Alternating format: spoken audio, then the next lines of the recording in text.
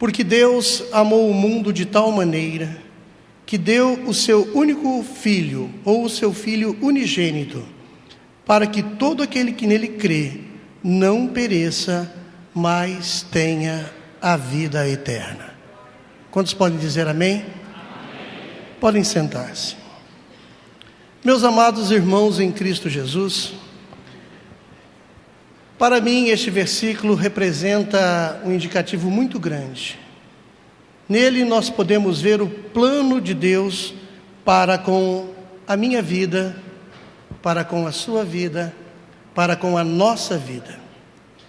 A verdade de tudo isto é o grande amor de Deus por cada um de nós. Amor este incondicional.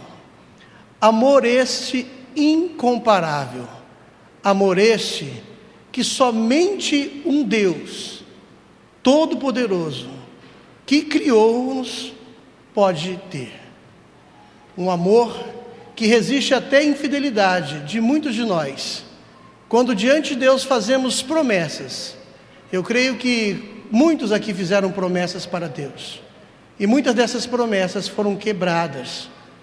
Eu vejo nos altares, quando realizamos cerimônias de casamento, promessas sendo quebradas.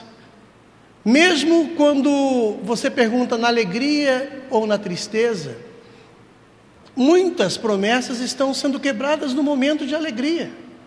Quando as coisas estão bem, quando o casal recebe uma promoção, quando tem uma conquista, não estão sendo fiéis. Imaginem só nos momentos tristes. Quantos lares você tendo que relembrar desses compromissos, dos votos de fidelidade que fizeram um para com o outro. Mas a grande verdade é que Deus nos fez como coroa da criação. Nós somos o melhor de Deus. Em Gênesis 1:26, tem o tratamento de Deus na nossa formação. O versículo disse: façamos o homem à nossa imagem, conforme a nossa semelhança. Da mesma forma, do mesmo jeito, aparência, jeito de Deus. O propósito de Deus para este homem é que este homem domine sobre os peixes do mar, e sobre as aves dos céus, e sobre o gado, e sobre toda a terra, e sobre todo réptil que se move sobre a terra. Meus irmãos, o propósito de Deus para o homem, desde os primeiros momentos da sua existência, eram os mais belos, os mais especiais. Ao homem foi dado toda a liberdade, todo o comando, toda a liderança sobre tudo aquilo que Deus criou. Mas este homem cede ao engano. Este homem cede às falsas promessas. E este homem sai da presença de Deus. Este homem peca. Parece-me que é muito fácil, às vezes, jogar essa responsabilidade lá para Adão e Eva. Mas quantos homens, quantas mulheres conhecem o plano de Deus nas suas vidas e vivem diariamente traindo a confiança de Deus, diariamente saindo da presença de Deus, fazendo coisas que Deus não se agrada, esquecendo que é a coroa da criação, esquecendo que é a imagem e a semelhança deste Deus. E isto com certeza dói nos nossos corações. Quando o homem peca, quando o homem cai, quando o homem sai da presença de Deus, este Deus amoroso, esse Deus de amor incomparável, ele começa ali a desenvolver o que nós chamamos do plano da salvação. Quando alguém diz assim: olha, irmão, Deus tem um grande plano na sua vida. Lembre-se que o grande plano, o primeiro a ser executado, não é a riqueza, não é o carro que você sonha, não é a promoção na empresa, não são sonhos desta terra. O grande plano de Deus na sua vida é a salvação da sua alma. Este é o propósito de Deus para a sua vida. Nada fará sentido se a sua alma não estiver comprometida com Deus para toda a eternidade. E nós estamos vivendo a época da ilusão, da época de muitos Adão, muitas Evas, sendo iludidas, enganadas. Igual no começo da criação. Quantas pessoas vêm para a igreja, canta digno é o Senhor, Cordeiro de Deus, nós reconhecemos, leem a Bíblia, cantam louvor, mas saem deste local e rompem naquele momento todo o seu compromisso para com Deus. É doído. Eu falo, meus irmãos, que às vezes eu me preocupo muito e fico triste, porque existe uma grande bênção que é o Facebook, mas para muitos uma grande maldição. Numa das palestras ministradas aqui durante uma escola bíblica, foi apresentada nesse data show uma faca. E foi perguntado, a faca é boa ou a faca é má? É para o bem ou para o mal? Depende da maneira com que usa. E eu estou triste, porque muitos casais estão se separando por causa do Facebook, aquilo que poderia ser bênção. Eu fico triste quando vejo fotos de crentes praticamente sem roupa, e postando, estou aqui numa boa, numa praia. Ou você vê com bebidas alcoólicas como se fosse uma coisa tão comum. Que compromisso nós temos com o inimigo, com as coisas do inimigo? Nós somos do outro lado. Ele é oposição. Isso desespera o coração de quem sabe do plano da salvação. Quando você quer receber uma bênção, você está carente, a gente faz de tudo por Deus, mas é um interesse superficial. O plano de Deus envolve a nossa vida de uma maneira que nós não podemos largar Jesus por nada. Quando alguém disser, Deus tem um plano na sua vida, o que você responde? Eu sei, Ele me ama tanto, Ele me ama de forma incondicional, de forma incomparável, de forma tão especial,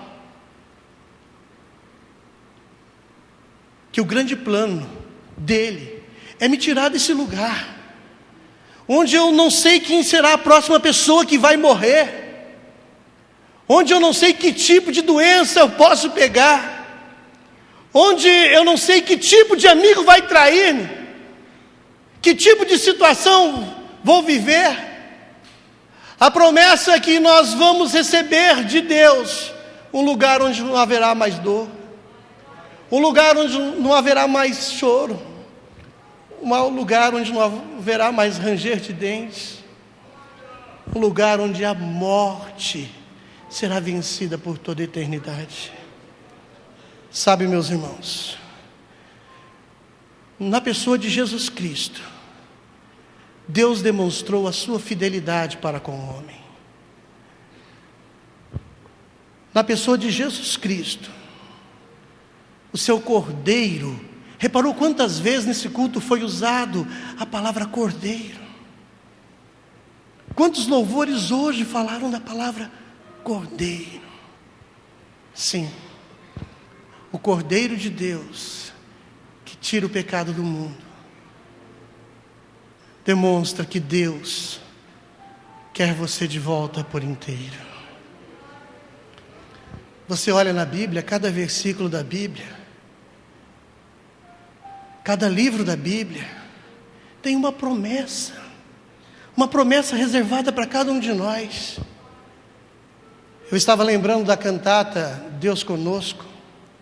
Eu amo cantatas, eu amo louvores, mas na cantata Deus Conosco, de forma poética, eles revelaram algumas coisas dos livros sagrados que me emocionam até hoje, quando falam da existência de Jesus, da revelação de Jesus em cada livro. Nesta cantata diz que, em Gênesis, Jesus é o cordeiro no altar de Abraão. Em Êxodo, ele é o cordeiro da Páscoa. Em Levítico, ele é o sumo sacerdote.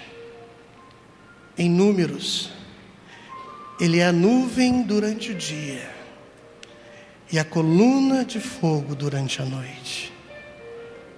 Em Deuteronômio, ele é a cidade do nosso refúgio.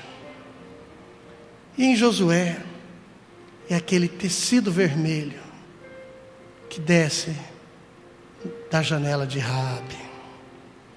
Em Juízes, ele é o nosso juiz. Em Ruth, ele é o parente redentor. Nos livros de Samuel, ele é o nosso profeta confiável. No livro de Reis e Crônicas, ele é o nosso soberano. No livro de Esdras, ele é o nosso escriba fiel.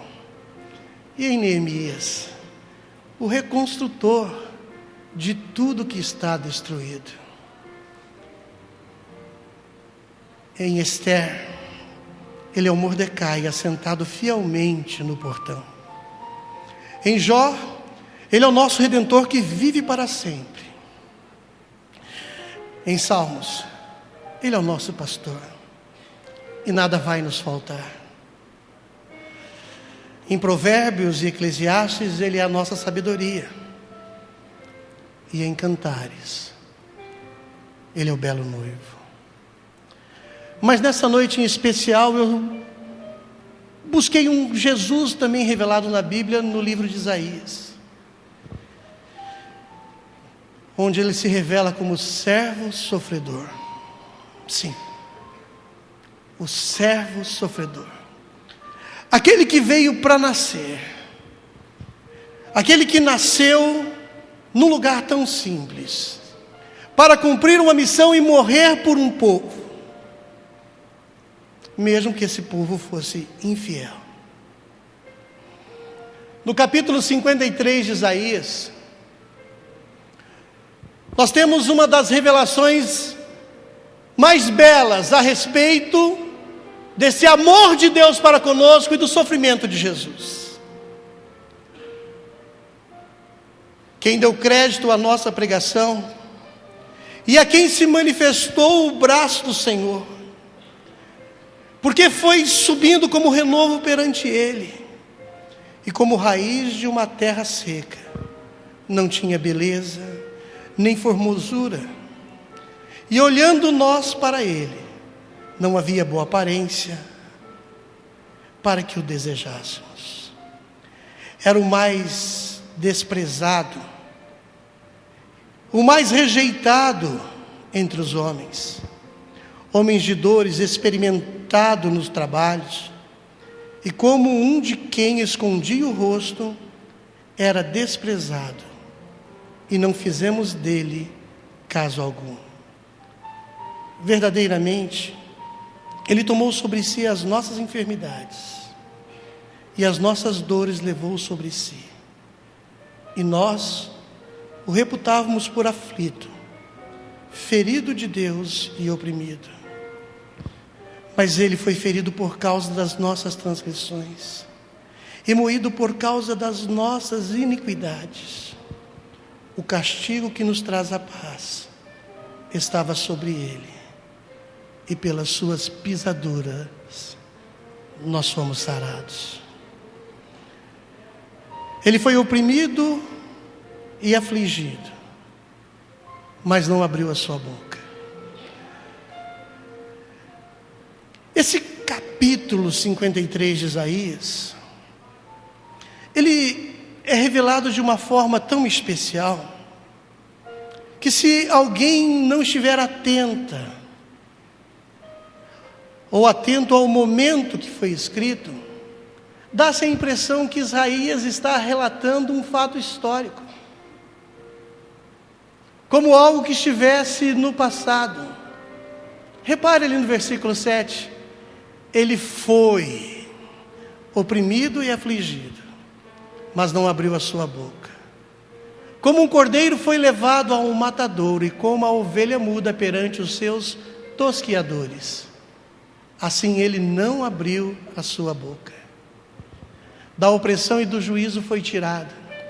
E quem contará o tempo da sua vida? Porquanto foi cortado da terra dos viventes, pela transgressão do meu povo ele foi atingido. Repuseram a sua sepultura com os ímpios, e com o rico na sua morte, ainda que nunca cometeu injustiça, nem houve engano na sua boca. Todavia, ao Senhor agradou moê-lo, fazendo-o enfermar.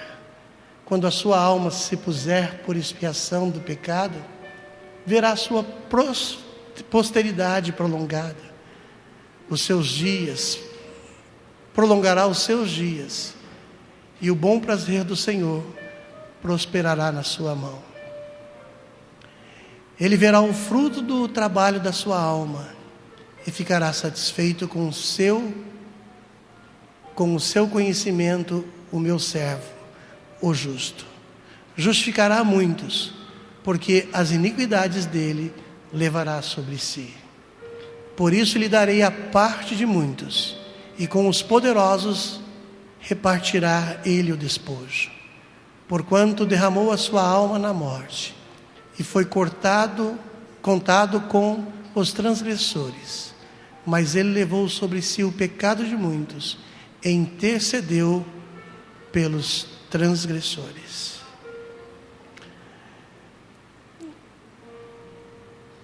Nós estamos vendo um Jesus servo. E uma pergunta que eu me faço o tempo todo: 700 anos antes desse fato acontecer, antes da crucificação de Jesus, eu me pergunto, quem é que levou Jesus à cruz? Eu já vi muita gente colocar a morte de Jesus como se fosse um herói. Sim, foi um herói. Outros colocam a morte de Jesus como um mártir de uma era, de uma religião. Mas a grande verdade é que ele morreu por nós. O versículo 5 diz: ele foi ferido por causa das nossas transgressões, e moído por causa das nossas iniquidades. Quem levou Jesus à cruz fomos nós, eu e você. Nós temos que reconhecer este ato como um divisor especial nas nossas vidas. Quando agimos dessa maneira, não vamos negociar a nossa fé por nada. Não será qualquer prato de lentilha, ou um prato de lentilha, ou alguma coisa que o inimigo tenta oferecer. Não. Eu não abro mão da minha fé, porque eu reconheço que ele foi ferido por causa das minhas transgressões e moído por causa das minhas iniquidades. Eu não posso errar duas vezes. Chore me canta lá, historiando lá. Quem matou Jesus não foram aqueles soldados, mas sim os nossos pecados. Os seus açoites eram meus, aquela cruz era minha. No versículo 4 diz: verdadeiramente ele tomou sobre si as nossas enfermidades, e as nossas dores levou sobre si, e nós o reputávamos por aflito, ferido de Deus e oprimido. Na cruz, ele foi moído pelos nossos pecados. Quando nós temos qualquer dor, uma cãibra, uma distensão, a gente se acaba.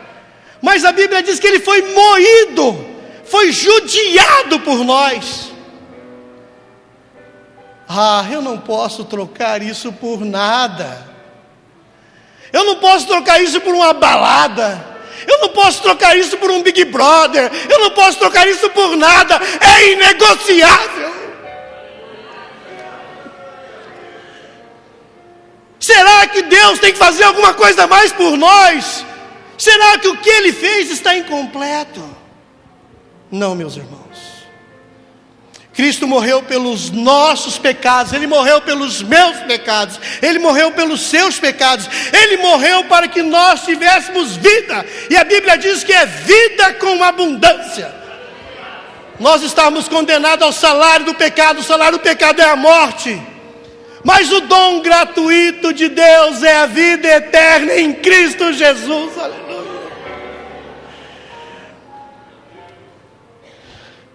No versículo 8 diz que pela transgressão do meu povo, ele foi atingido. Todos nós. Nós temos dentro de nós uma carência. Nós temos de nós um lugar que só cabe Deus. Nada substitui a presença de Deus nas nossas vidas. Você pode ir onde for, fazer igual Jonas, procurar fugir da presença de Deus, mas no nosso coração só existe Deus que pode preencher. Não existe mais nada. Pare de correr atrás de bênção. Seja fiel naquilo que você faz com Deus. Ele quer te abençoar, Ele quer te dar alegria nesta terra. Sim, o crente, o servo de Deus é uma pessoa feliz, uma pessoa alegre. Tire este fardo das tuas costas. Ele convida, olha, aprendei de mim que sou humilde e manso. Vem cá, dá o seu fardo, eu ajudo a carregar. Na primeira pergunta é quem levou Jesus à cruz? Fomos nós, os nossos pecados. Mas também, uma segunda resposta cabe aqui. O Pai o levou à cruz. Versículo 10. Todavia, ao Senhor agradou moê-lo. Palavra difícil de entender. Todavia, agradou moê-lo, fazendo-o enfermar. Deus puniu no seu Filho o nosso pecado. Deus esmagou o seu Filho por mim e por você. Deus julgou o nosso pecado na carne de seu Filho. E nós o reputávamos por aflito, ferido de Deus e oprimido. Mas ele sabia do plano de Deus para a humanidade. E ele estava ali para cumprir o propósito. Um dos momentos mais duros desta via dolorosa é quando sai aquela pergunta da boca do nosso Senhor: Pai, por que me desamparaste? Sentir-se desamparado é uma coisa tão terrível, né? Uma pessoa se sentir desamparada. Mas era o plano de Deus para a sua vida.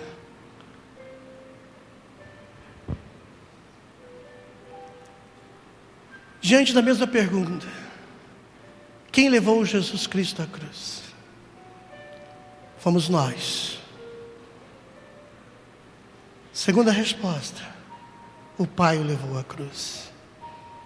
Mas a lição de amor maior está aqui, na terceira resposta. Jesus Cristo voluntariamente foi para a cruz.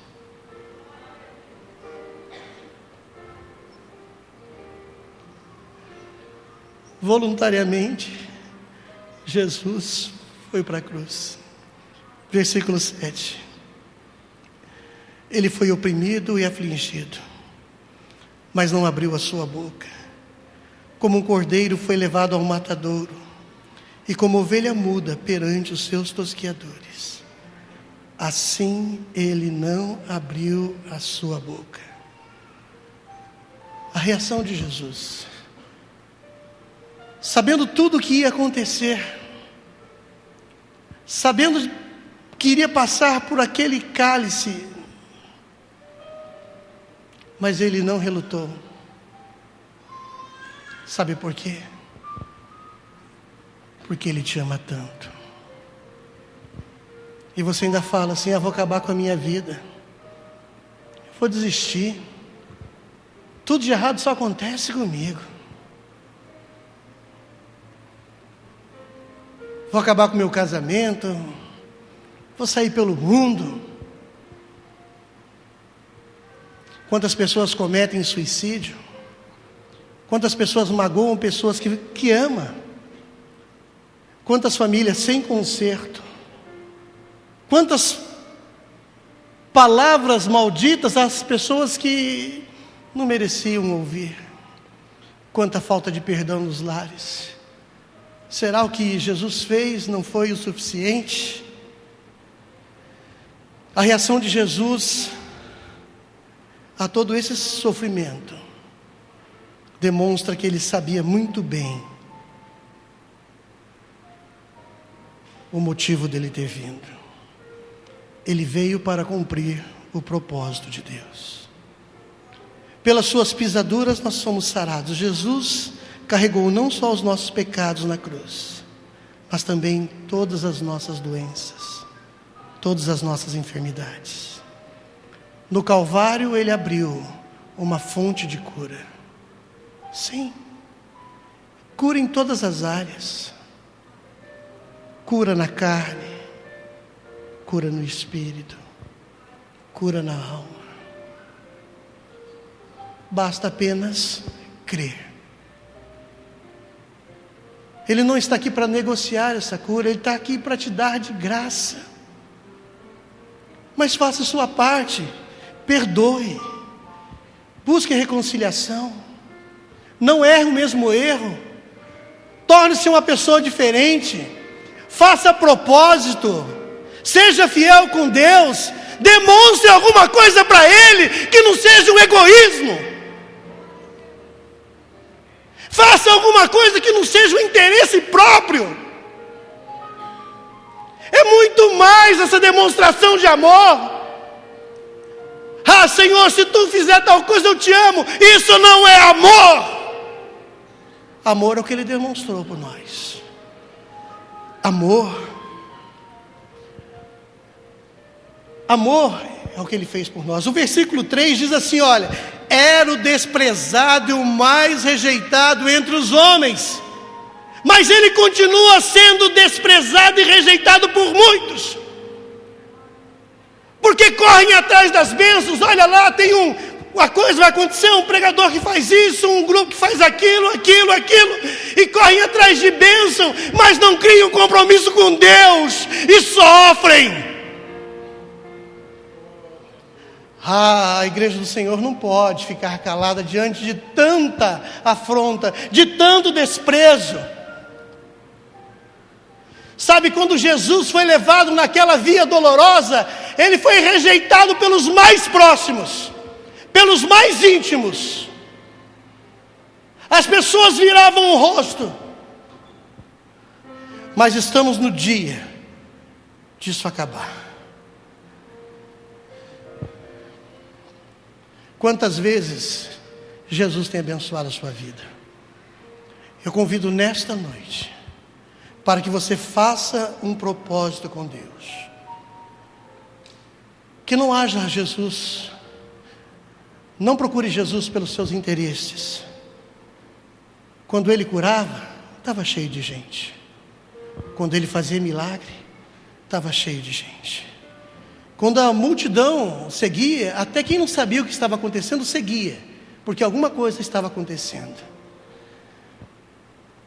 Mas quando o verdadeiro evangelho, o verdadeiro propósito veio à tona, muitos o rejeitaram. Não é esse evangelho que eu quero. Mas eu peço para que você entenda só uma coisa: Jesus não veio em vão. Todos aqueles que aceitarem como seu único e suficiente Salvador, está incluso no plano de Deus. Porque Deus amou o mundo de tal maneira que enviou seu único Filho, para que todo aquele que nele crê não pereça, mas tenha vida eterna. Não rejeite Jesus, aceite Jesus. Não corra atrás da bênção de Jesus.